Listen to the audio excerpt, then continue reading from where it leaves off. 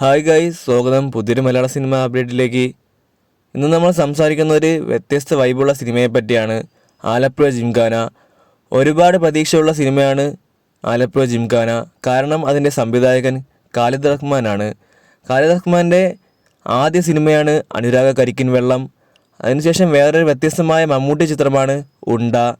അതുപോലെ പുതുതലമുറയ്ക്ക് ഏറെ ഇഷ്ടപ്പെട്ടതും നിരൂപക പ്രശംസ ഏറെ പിടിച്ചു പറ്റിയതുമായ സിനിമയാണ് തല്ലുമാല.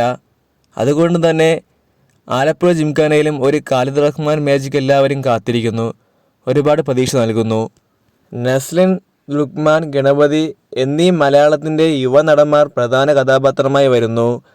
സ്പോർട്സ് കോമഡി ജേണർ ടൈപ്പായിട്ടാണ് സിനിമ വരുന്നത്. സിനിമയുടെ സെൻസറിങ് കാര്യങ്ങളെല്ലാം കഴിഞ്ഞു. UA സർട്ടിഫിക്കറ്റാണ് സിനിമയ്ക്ക് ലഭിച്ചിരിക്കുന്നത്. ചിത്രം ബസൂക്കയുടെ കൂടെയാണ് റിലീസിനെത്തുന്നത് തിയേറ്ററിൽ.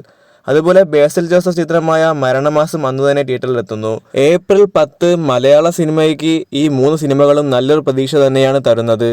പ്രേമലുവിന് ശേഷം നസ്ലിൻ്റെ വലിയൊരു വിജയം തന്നെയാകട്ടെ എന്ന് ആശംസിക്കുന്നു. എന്താണ് നിങ്ങളുടെ അഭിപ്രായം സിനിമയെപ്പറ്റി? കമൻറ്റ് ബോക്സിൽ കമൻറ്റ് ചെയ്യുക.